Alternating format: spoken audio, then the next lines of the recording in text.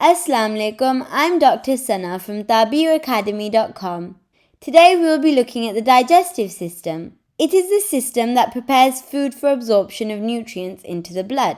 यानी कि जब हम खाना खाते हैं तो ये पूरा वो ट्रैक्ट है जहाँ से खाने से जो हमें चीज़ें चाहिए, जो न्यूट्रिएंट्स होती हैं, वो डाइजेस्ट होने के बाद हमारे खून में चला जाता है. तो हम पूरा प्रोसेस डाइजेशन से लेके अब्जॉर्प्शन तक अभी पढ़ेंगे. तो सबको पता है कि जो खाना खाना होता है वो माउथ से शुरू होता है. तो हम खाना यहाँ से खाते हैं and this is part of the digestive system. उसके बाद एसोफेगस, फिर आ जाती है स्टमक, फिर उसके बाद ये स्मॉल इंटेस्टिन. ये जो स्टमक का हिस्सा है this opens up into this small intestine जो इधर बीच में है. फिर ये घूम के ऐसे लार्ज इंटेस्टिन बनता है ऐसे करके, और इस लार्ज इंटेस्टिन की इसको कोलॉन कहते हैं. तो इट हैज़ डिफरेंट पार्ट्स और एंड करता है in the rectum. The rectum is actually a kind of part of the colon. फिर उसके बाद एनस से हम फीसिस को एक्सपेल करते हैं. तो the first part is the mouth. देखो दो तरह की डाइजेशन चल रही हैं तो उसके हिसाब से चीज़ स्ट्रक्चर्स हैं. एक तो मैकेनिकल डाइजेशन, तो इसके लिए हमें टीथ चाहिए, ठीक है. तो the teeth grind the food, उनका काम ही यही है. दूसरा है केमिकल डाइजेशन. अब जो केमिकल है इट्स एक्चुअली जस्ट सलाइवा, ठीक है. सलाइवा सिक्रीट होता है फ्रॉम 3 ग्लैंड्स, ये parotid gland, submandibular gland and the sublingual gland. हमें पता है कि ग्लैंड सिक्रीशंस प्रोड्यूस करते हैं, तो ये सिक्रीशन का नाम है सलाइवा. अब सलाइवा के अंदर कुछ चीज़ें मौजूद हैं जिनकी वजह से डाइजेशन अच्छे से हो जाती है. किसी हद तक कंप्लीट डाइजेशन नहीं होती है, बस ऐसे होता है कि फूड एक काइंड ऑफ बॉल में आ जाता है जिसको हम बोलस कहते हैं. तो this saliva is made of water mostly. उसके अलावा उसमें थोड़ा सा म्यूकस होता है. एमिलेज इज़ इम्पॉर्टेंट क्योंकि इट ब्रेक्स डाउन स्टार्च. तो ये थोड़ी सी डाइजेशन करता है जो मॉलिक्यूल्स हैं, जो पॉलीसैकेराइड्स हैं उनका. सोडियम बाइकार्बोनेट थोड़ा सा उसको अल्कलाइन करता है सलाइवा को. जब खाना डाइजेस्ट हो जाए माउथ में जिस हद तक उसने होना है, तो फिर it's pass down into the फैरिंग्स जो इससे नीचे है, जो नेक में होता है, और फिर आगे इनटू द एसोफेगस. जो स्वॉलोइंग मैकेनिज्म है the food passing into the फैरिंग्स, ये इनवॉलेंट्री भी हो सकती है, वॉलेंट्री भी हो सकती है. इनवॉलेंट्री तब जैसे आप खाना खा रहे हो तो आप या फिर कॉन्स्टेंटली जब हम अपना सलाइवा स्वॉलो कर रहे होते हैं, हमें पता भी नहीं चलता, हम कॉन्शियस एफर्ट नहीं कर रहे होते कि हम सलाइवा स्वॉलो करें.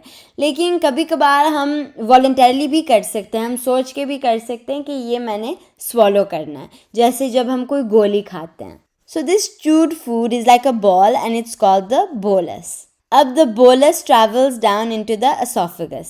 ये फूड का बोलस है, ये एसोफेगस के अंदर आ गया है. तो हम पहले पढ़ते हैं कि एसोफेगस क्या करता है. एक तो डाइजेशन इधर इनवॉलेंट्री है, यहाँ तक एसोफेगस से ऊपर तक, यानी कि जो स्वॉलोइंग थी सिर्फ वो वॉलेंट्री पार्ट है इस पूरे प्रोसेस का, बाकी अब आगे इनवॉलेंट्री है. Oesophagus is a muscular tube lined with mucosa. Mucosa बस उसके अंदर वाली लाइनिंग है और बाहर वो सब एक थिक सा मस्कुलर लेयर होता है. ऊपर और नीचे स्फिंक्टर्स होती हैं. ये स्फिंक्टर्स जो हैं ये रोकती हैं कि जो बोलस है वो वापस ऊपर ना चला जाए. That's the job of the upper oesophageal sphincter. लेकिन जो नीचे वाला है वो रोकता है कि स्टमक की जो कंटेंट्स हैं, जो हम आगे पढ़ेंगे जिसको काइम कहते हैं, वो ऊपर, या एसिड जो है वो रिफ्लक्स ना हो जाए. तो इन दोनों का ये मकसद होता है. जो अपर स्फिंक्टर है that is under voluntary control क्योंकि वो स्वॉलोइंग में आ जाता है. जब ये खुलता है तभी खाना स्वॉलो होता है. लेकिन जो लोअर स्फिंक्टर है दैट इज़ इनवॉलेंट्री. ये बस खाना जब इधर चला जाता है तो वो ऑटोमेटिकली खुल जाता है और फिर स्टमक में खाना आ जाता है. And again like I said it stops reflux. अब इसकी मूवमेंट क्या है? ये पूरा एक मस्कुलर ट्यूब है, तो यहाँ पे बहुत ज़्यादा मसल है. अब ये मसल जब कंट्रैक्ट करेगा तो वो स्क्वीज़ हो जाएगा. तो होता ये है कि यहाँ पे कंट्रैक्शन हो रही है, आगे रिलैक्सेशन हो रही है मसल की. जहाँ से रिलैक्सेशन हो रही है वहाँ से रास्ता खुल रहा है और पीछे से कंट्रैक्शन हो रही है. इस तरीके से वो पूरा स्क्वीज़ होके बोलस नीचे स्टमक में चला जाएगा। इट्स काइंड ऑफ लाइक जब आप किसी भी ट्यूब से कोई जैसे टूथपेस्ट निकाल रहे हो तो वो पीछे से आप स्क्वीज़ करते हो, उसी तरीके से ये होता है। तो this is why the muscle is so important. अगर ये ऑपोजिट डायरेक्शन में हो तो क्या होगा, खाना यानी कि स्टमक की कंटेंट्स ऊपर आ जाएंगी, तो इसको वॉमिटिंग या फिर ये हार्ट बर्न आपको इधर महसूस होगी, जलन। द स्टमक, अब जो खाना आया एसोफेगस से वो हमने कहा कि वो स्टमक में चला जाता है। स्टमक में बोलस जब गैस्ट्रिक जूसेस के साथ कंबाइन हो जाता है, गैस्ट्रिक जूसेस हम अभी पढ़ेंगे, तो it makes this acidic paste called crime. हम इन दोनों को कंपेयर करते हैं। बोलस बना था जब खाना सिर्फ मैश हुआ था माउथ में, उसमें कोई ख़ास डाइजेशन नहीं हुई थी, बस थोड़ी सी हुई थी। उसके अलावा वो अल्कलाइन था क्योंकि remember it had sodium bicarbonate in it. लेकिन काइम जो है वो बार बार डाइजेस्ट हो रहा है खाना, जब स्टमक काइंड ऑफ चर्न होती है, पेरिस्टालसिस होती है, वो खाने को चर्न करती है, मिक्स करती है, तो बार बार डाइजेशन हो रही है, इतनी कि एक पेस्ट बन जाता है। एंड इट्स एसिडिक क्योंकि जो गैस्ट्रिक ग्लैंड्स हैं दे प्रोड्यूस एसिड। तो जो बोलस है it's just a round ball of chewed food, लेकिन जो काइम है वो बिल्कुल लिक्विफाई हो चुका है। एंड अगेन बोलस का हमें पता है वो माउथ से स्टमक तक होता है, और जो काइम है वो आगे स्टमक से स्मॉल इंटेस्टाइन तक जाता है।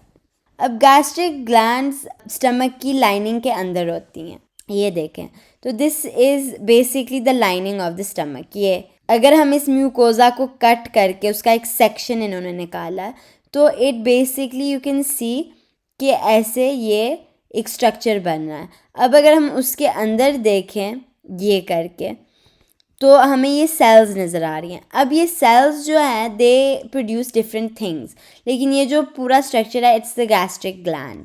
तो पैराइटल सेल्स पहले देखते हैं हम। पैराइटल और ऑक्सिंटिक सेल्स इनको भी कहते हैं। Basically they produce hydrochloric acid.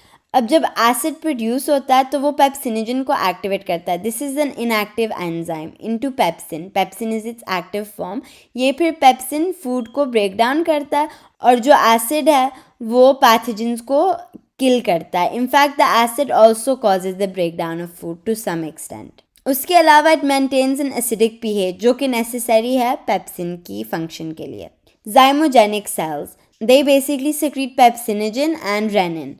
तो ये दोनों एंजाइम्स हैं। जो पेप्सिन है वो प्रोटीन्स पे एक्ट करता है, डाइजेशन करवाता है, और पेप्टोन्स और पॉलीपेप्टाइड्स बनती हैं। रेनिन जो है वो कर्डल करता है मिल्क को, यानी कि मिल्क की डाइजेशन में काम करता है। जो म्यूकस सेल्स हैं दे सिक्रीट म्यूकस। अब ये म्यूकस क्यों इम्पॉर्टेंट है?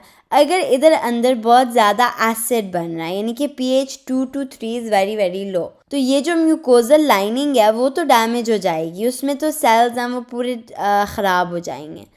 तो to protect them the mucosa forms mucus, जिससे उसके सेल्स जो हैं वो प्रोटेक्टेड रहते हैं। तो यहाँ पे एक पूरी म्यूकस लाइनिंग बन जाती है, and this has a protective function. Sphincters of the digestive system.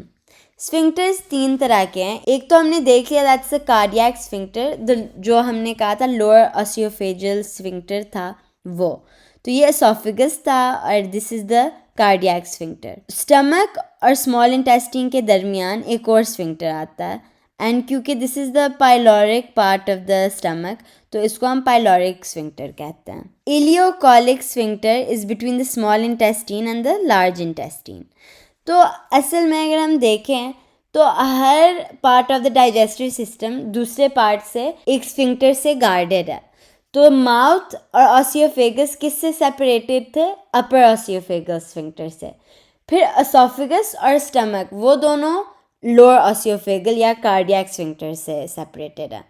फिर स्टमक एंड स्मॉल इंटेस्टाइन के दरमियान एक पाइलोरिक स्फिंक्टर है, एंड फाइनली स्मॉल इंटेस्टाइन और लार्ज इंटेस्टाइन के दरमियान इलियोसीकल वाल्व, क्योंकि the end of the stomach is the ileum और the start of the large intestine is the caecum. तो ये सीकम और इलियम के दरमियान को हम इलियोसीकल वाल्व कहते हैं। जो स्फिंक्टर्स हैं वो बेसिकली फ्लो एक डायरेक्शन में करवाते हैं ताकि चीज़ें वापस उल्टी तरफ ना चली जाएं। अच्छा, हम आगे पढ़ेंगे अभी स्मॉल इंटेस्टाइन, लेकिन उससे पहले हम देखते हैं कि जो सिक्रीशंस आती हैं स्मॉल इंटेस्टाइन से वो आती हैं लिवर और पैंक्रियास से। तो हम अभी वो ऑर्गन्स पढ़ते हैं. These are called accessory digestive organs. The liver, this is also called a chemical factory. इसमें बहुत सी चीज़ें बनती हैं और बहुत सी चीज़ें प्रोसेस भी होती हैं, लेकिन जो उसकी डाइजेस्टिव फंक्शन है उसमें 2 मेन फंक्शंस आती हैं. एक है production and secretion of bile. Bile एक सब्सटेंस है, it's like yellow green colour, और ये करता है कि वो फैट की अब्जॉर्प्शन को एड करता है. उसके अलावा बाइल प्रोड्यूस करने से जो बिलीरूबिन है, that's basically a waste product of the break down of RBCs. ये बिलीरूबिन जो है, जब आरबीसी टूट जाता है तो ये पिगमेंट रिलीज होती है बेसिकली. तो इस वेस्ट को निकालने के लिए हम बाइल प्रोड्यूस करते हैं. तो बाइल की ड्यूअल फंक्शंस हैं. एक है एब्जॉर्प्शन ऑफ फैट और दूसरा है to carry bilirubin away into the small intestine. फिर वहाँ से वो बॉडी से निकल जाएगी. लेकिन बाइल गॉल ब्लैडर में स्टोर होता है. देखें, ये इधर लिवर में बनेगा और फिर यहाँ डक्ट्स आ रही हैं जो जाती हैं ये स्मॉल इंटेस्टाइन तक, इन पर्टिकुलर द ड्यूओडेनम. अब रास्ते में आता है गॉल ब्लैडर, वहाँ पे स्टोर होता रहता है बाइल, और फिर जब डाइजेशन हो रही है फिर तब ये सिक्रीट होता है. जो बैक्टीरिया होता है फूड में, that is also killed by bile, क्योंकि उसका अल्कलाइन पीएच है तो it also neutralises stomach acids. क्योंकि देखो ना, स्टमक की कंटेंट्स निकल रही है और यहाँ पे जा रही हैं, तो इसको भी कोई डिफेंस चाहिए. तो इसका डिफेंस है कि वो बाइल को मिक्स कर लेता है विद द काइम. दूसरा फंक्शन है लिवर का कि वो न्यूट्रिएंट्स एब्जॉर्ब करवाता है. द पैंक्रियास, अब एक तो लिवर का जूस था जिसको हमने बाइल कहा. अब पैंक्रियास का भी एक जूस होता है जिसको पैंक्रियाटिक जूस कहते हैं. ये सिक्रीट होता है again into the small intestine. उसका भी एक डक्ट जाता है. ये देखें, ये पीछे इधर पैंक्रियास पड़ा हुआ है, इसका एक पैंक्रियाटिक डक्ट जा रहा है. यहाँ से पैंक्रियाटिक जूसेस फ्लो हो जाती हैं इनटू द स्मॉल इंटेस्टाइन. तो ये रिलीज क्या करता है? एंजाइम्स. एंजाइम्स 3 तरह की, और एक सोडियम बाइकार्बोनेट. अगेन ये भी काइम को न्यूट्रलाइज करता है ताकि वो स्मॉल इंटेस्टाइन को ख़राब ना कर ले. एमिलेज, लाइपेज और ट्रिप्सिन. एमिलेज का पता है वो स्टार्च को ब्रेक डाउन कर लेता है into polysaccharides, और जो लाइपेज है इट ब्रेक्स डाउन फैट, और ट्रिप्सिन प्रोटीन को ब्रेक डाउन करता है. द स्मॉल इंटेस्टाइन, तो अब हमने ये पढ़ लिया ये स्टमक, और अब ये स्मॉल इंटेस्टाइन तक खाना पहुंच गया. This basically receives the bile and the pancreatic juices जिनकी अभी हमने बात की. इस पूरे ट्यूब को, ये बहुत लेंथी है, ये देखिए कितना लंबा है. ये पूरा इसका जो टोटल लेंथ है it's 20 feet, which is a lot longer than a human being. लेकिन इसको ऐसे ट्विस्ट किया गया है, इसकी इतनी फोल्डिंग हुई है कि ये सब एरिया बहुत कॉम्पैक्ट हो गया है. तो इसको हम 3 पार्ट्स में डिवाइड करते हैं. ये जो सी शेप्ड है यहाँ तक, दिस इज़ द ड्यूओडेनम. उसके बाद आ जाता है जिजनम जो पर्पल में है, एंड देन द इलियम जो अगेन पिंक में है. जो इसका म्यूकोजा है इट्स स्पेशलाइज्ड फॉर अब्जॉर्प्शन. तो अब्जॉर्प्शन के लिए हमें बहुत सरफेस एरिया चाहिए, तो इसलिए विलाई बने हैं. देखो, अगर आप किसी चीज़ को फोल्ड करते हो तो किसी फ्लैट चीज़ से उसका एरिया बहुत ज़्यादा है, तो to increase the rate of absorption ये फोल्डिंग की गई है टू फॉर्म विलाई. अब इन विलाई के ऊपर जो सेल्स हैं, उन सेल्स की भी सेल मेम्ब्रेन्स में फोल्ड्स हैं जिनको हम फिर माइक्रोविलाई कहते हैं. यानी कि ये इतनी ज़्यादा फोल्ड्स हैं कि absorption of nutrients is very very efficient. फिर अगर हम विलिस के अंदर देखें, उसमें एक तो ब्लड वेसल्स हैं to absorb things like glucose वगैरह, लेकिन उसके अलावा एक लैक्टियल भी है. अब lacteal is basically a lymph capillary which is specialised, वो विलाई के अंदर होती है. इसके अंदर जाती हैं काइलोमाइक्रॉन्स जो फैट मॉलिक्यूल्स को कैरी करती हैं. तो यहाँ जो जिजनम है वहाँ पे most of the fat absorption वहीं पे होता है. वहाँ पे फैट्स फॉर्म होती हैं और वो लाइपोप्रोटीन्स, इन पर्टिकुलर उनका नाम है काइलोमाइक्रॉन्स, उनके साथ ये बाइंड होके लैक्टियल्स में यानी कि लिम्फ में चली जाती हैं. तो मैंने सर्कुलेटरी वीडियो में बताया था कि thoracic duct left subclavian vein में खुल जाता है. अब ये देखिए कितना नीट हो गया है कि फैट्स चले गए थे लिम्फ में और लिम्फ से फिर वो ब्लड तक पहुंच गए थ्रू द लिम्फेटिक सिस्टम. अब हम देखते हैं कि duodenum. The duodenum is 5 to 7 meters long, C shaped है और वो अपर एब्डोमेन में होती है। केमिकल डाइजेशन यहाँ होती है काइम की, और इतनी एब्जॉर्प्शन नहीं होती है ड्यूओडेनम में जितनी आगे होती है।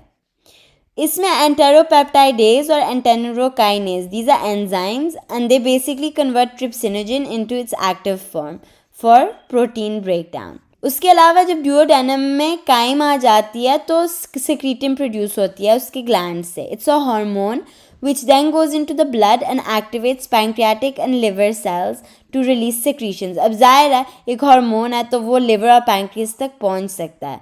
फिर पैंक्रियास और लिवर सेल्स अपनी secretions रिलीज करती हैं और फिर ड्यूओडेनम में वही केमिकल डाइजेशन होती है काइम की। Secretin also inhibits gastric secretions, इसलिए कि अगर बहुत ज़्यादा वहाँ पे एसिड, अब खाना तो आगे आ गया है तो अब गैस्ट्रिक सिक्रीशंस की ज़रूरत नहीं है, तो वो पीछे डाइजेशन को रोकता है। जजनम में मिक्सिंग होती है काइम की, एंड अगेन जो वो मिक्सिंग होती है it's down to smooth muscle contraction. Absorption also occurs, यानी कि 90% of nutrients are absorbed by the time the food leaves the jejunum, तो मैक्सिमम अब्जॉर्प्शन जजनम में होती है। इलियम में थोड़ी सी अब्जॉर्प्शन भी होती है काफ़ी इंपॉर्टेंट चीज़ों की, जैसे विटामिन B12 और बायो सॉल्ट्स। अब बायो सॉल्ट्स हमने रीअब्जॉर्ब भी करनी होती हैं ताकि फिर वो आगे दोबारा आके फैट को एमल्सिफाई कर सकें, तो बाइल की रिसाइकलिंग इलियम से होती है। इरिप्सिन एंजाइम है जो इलियम में प्रोड्यूस होता है and it breaks down dipeptides into amino acids, यानी कि पीछे प्रोटीन ब्रेक डाउन हो रहा था इनटू पॉलीपेप्टाइड्स एंड डाईपेप्टाइड्स, आगे इलियम में वो डाईपेप्टाइड्स अमीनो एसिड्स बन जाती हैं जो फिर हमारे ब्लड में अब्जॉर्ब हो जाती हैं। जो खाना है वो प्रोपेल होता है फ्रॉम द स्मॉल इंटेस्टिन, यानी कि this is the end of the small intestine into the large intestine, again through peristalsis, जो कि contraction of the muscle walls है। लार्ज इंटेस्टिन, अब जो खाना बचता है यानी कि जैसे सेल्यूलोस, अगर हम फ्रूट खाते हैं तो it actually increases the bulk of faeces और कॉन्स्टिपेशन को कम करता है। तो जब हम ऐसी चीज़ें खाते हैं जो इनडाइजेस्टेबल हैं, जैसे सेल्यूलोस होता है फ्रूट में, तो वो लार्ज इंटेस्टिन तक पहुंचता है क्योंकि वो अब्जॉर्ब नहीं हो सकता, तो उसमें पानी होता है, सॉल्ट्स होते हैं एंड अनडाइजेस्टेड मटेरियल। पानी और सॉल्ट्स रीअब्जॉर्ब हो जाते हैं इनटू द ब्लड स्ट्रीम, तो जो बचता है that is the undigested material. तो लार्ज इंटेस्टिन में एक बहुत स्पेशलाइज प्रोसेस होती है जो इस वेस्ट मटेरियल को फीसीज में बना लेता है और फीसीज फिर एक्सक्रीट होती हैं as waste out of the anus. ये एक 6 फुट लॉन्ग मस्कुलर ट्यूब है, तो it's shorter than the small intestine जो कि 20 फुट था, और ये ओपन हो जाता है रेक्टम में। अब एज यू कैन सी ये सिर्फ ऐसे 2-3 दफ़ा ही फोल्ड होता है, इस वजह से ये उससे छोटा है। इसकी डिफरेंट पार्ट्स हैं। अब अगर हम शुरू से करें तो जो ये इलियम है, ये इलियम का ट्यूब है, it opens up into the caecum. Caecum से फिर आप खुद देखें ये कोलॉन है ना पूरा स्ट्रक्चर, तो जो ऊपर जा रहा है part that is called the ascending colon, क्योंकि खाना ऐसे ऊपर जाएगा। फिर आ जाता है एक फ्लेक्चर, जिसके बाद कोलॉन बिल्कुल हॉरिजॉन्टल हो जाता है या फिर ट्रांसवर्स, तो इसको हम ट्रांसवर्स कोलॉन कहते हैं। फिर वो दोबारा नीचे आता है, तो we call this the descending colon. और फाइनली सिग्मॉइड इसलिए है क्योंकि अगर ये देखें ये एस शेप्ड है, तो it's called the sigmoid colon. फिर उसके बाद ये आ जाता है rectum, and then finally the opening is the anus. So first we can look at the ascending colon. अब मोस्टली को पूरे कोलॉन में वही हो रहा होता है कि बस फीसिस बन रहे हैं, लेकिन असेंडिंग कोलॉन में थोड़ा सा डाइजेशन भी होता है और विटामिन्स, इस डाइजेस्टिंग की वजह से विटामिन्स रिलीज होते हैं, जैसे विटामिन के, B1, B2 और B12। इससे पहले सीकम था, वहाँ पे फीसीज काइंड ऑफ प्रोसेस हुई थी इनटू फीसीज, तो ये बस आगे उनको करता है और थोड़ी सी डाइजेशन होती है बैक्टीरिया से, and the walls of the colon are able to absorb these vitamins and water, और end result है condensed solid waste जिसको हम feces कहते हैं। ये फिर store होता है sigmoid colon में until it is ready to be expelled, जब फिर rectum contract होता है और फिर anus से वो निकल जाते हैं। ये देखें, stool takes 36 hours to pass through the colon, यानी कि वो जो पूरा हमने अभी पढ़ा था colon, उससे 36 आवर्स लगते हैं सिर्फ उससे गुजरने के लिए। जब कोलॉन पूरा फुल हो जाता है तब वो स्टूल्स अपने रेक्टम में छोड़ता है।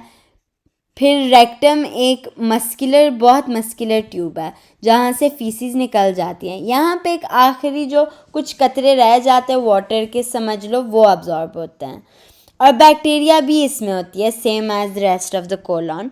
जब रेक्टम फुल हो जाता है तो जैसे ब्लैडर जब फुल हो जाता है, जो प्रेशर एक्सर्ट होती है इन ऑर्गन्स पे, उनके वॉल्स पे, that is what causes the contractions of the muscle और फिर रिलीज, यानी कि in this case defecation. And finally they pass through an opening called the anus. That's all for today's lecture. Thank you for listening, and our next topic will be reproduction.